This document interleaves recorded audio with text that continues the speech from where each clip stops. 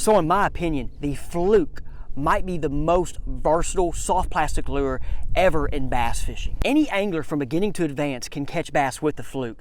Anglers from the bank, anglers from the boat, many different ways to rig the FLUKE, from Carolina rig, Texas rig, many different places to fish the FLUKE. And today, we're about to go more in depth on this FLUKE and how this thing right here is even involved to one of the new hottest trends in bass fishing. But guys, it's a hot trend, but people have been doing it for years. Now let's get into it. So guys, if you've kept up with tournament bass fishing or bass fishing in general, one of the big rages has been this guy right here, a jig head, straight tail style minnow bait. And it's something that I know I've gotten into lately, guys, and I've caught a lot of fish with it in the past couple months and even before, but guys, like, it's been something anglers have been doing for a long time, before forward-facing sonar, before that dude right there, okay? Now for me, this is the 3Z2, it's that Lastech that Z-Man has, but this is one of the old Strike King 3Z2s. This is the baby one, and I'm gonna talk about this Strike King 3Z2. I mean, guys, look, I had it here in some plastic bags still, okay? But growing up, this was my #1 lure. I remember the first time fishing in a bass boat. Tom Sal and my buddy Trey. Tom's his dad, and if you're watching, Tom, shout out, thank you. They took me bass fishing, guys, and I had a blast catching fish with this. Now that day we were fishing it shallow. We were fishing it off of points, off of flats, fishing shallow grass. But then guys, I evolved to fishing this in clear water, fishing it deep off points, fishing it for what I thought was suspended fish, okay? And as we're gonna go talk later in the video, I'm gonna go to my chest camera and break down how I thought I was catching fish suspended, but sometimes they might have been on the bottom. What we have learned from forward-facing sonar, okay? So a FLUKE, now this here's that Strike King 3Z2, but guys, I have one that I eventually was my favorite one. And I've thrown all FLUKEs, guys, and I Carolina rig with different ones. That's what I'm gonna talk about in a second. I Carolina rig with different FLUKEs because this one sinks. This is the Strike King Caffeine Shad. I love it because it was heavier. It has that coffee scent, right? And I could really has a bigger profile than the standard Zoom FLUKE or other FLUKE style baits. But that sunk. And so when I Carolina rig, throw with the Zoom one, or the V&M's the other one, the pork shad's what I like to throw too. So guys, with this FLUKE, me growing up, I had my personal best with it. I remember when I was 16, 17, I caught a 7.5 pounder with one of these dudes, one of these Strike King 3Z2s right here, okay? And I caught, like I said, a 7.5 pounder with it, and it was my PB for a while, okay?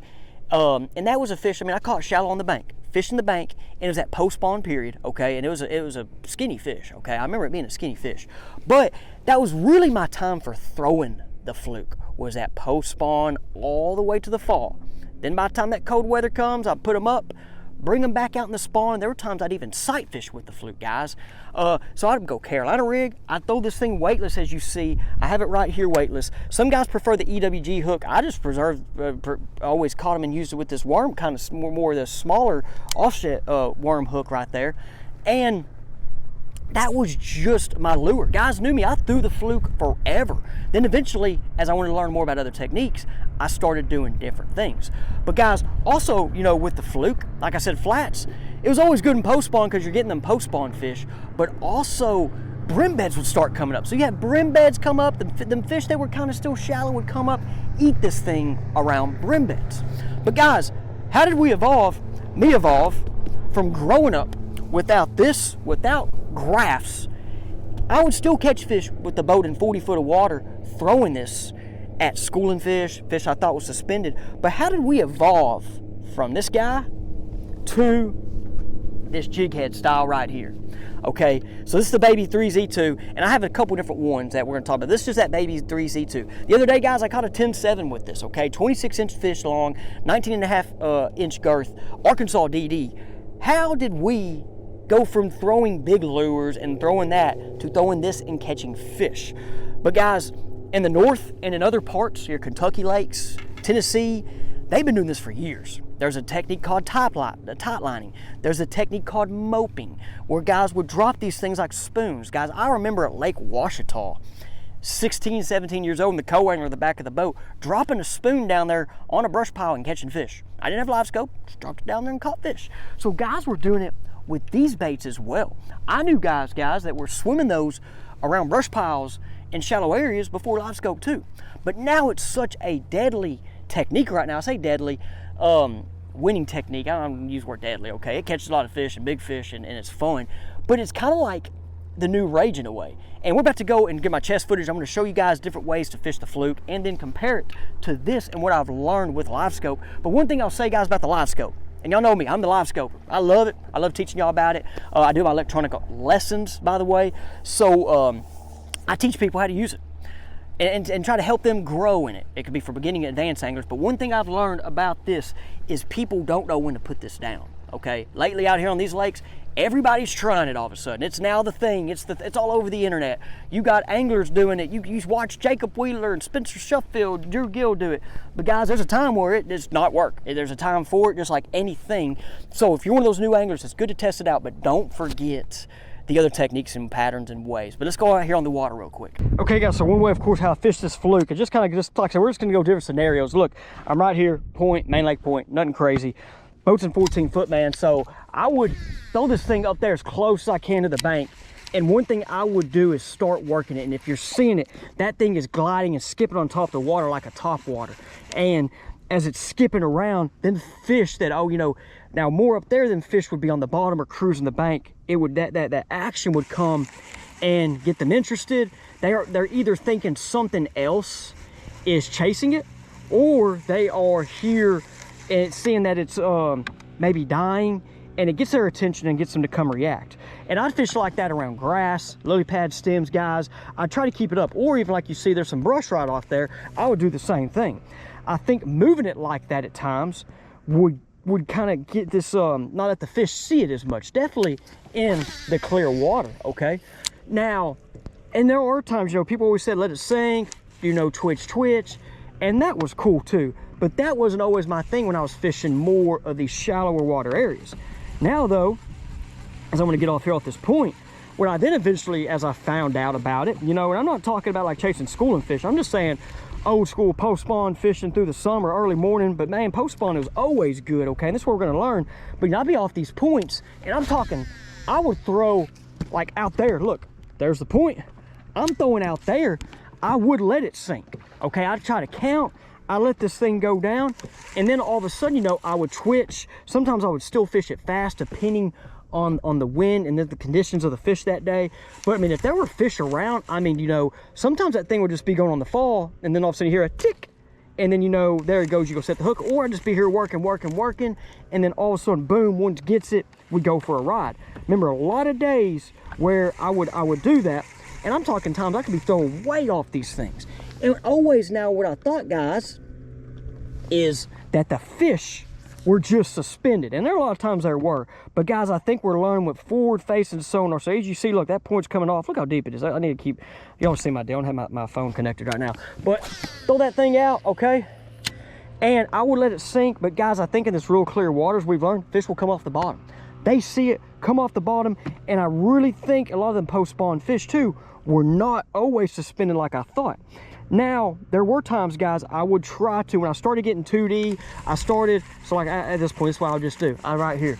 But guys, when I started having 2D, when I started, like I said, had the 2D, I would look for bait fishing areas, of course, okay? And try to find the bait fish. Now, let's talking them clear lakes, okay?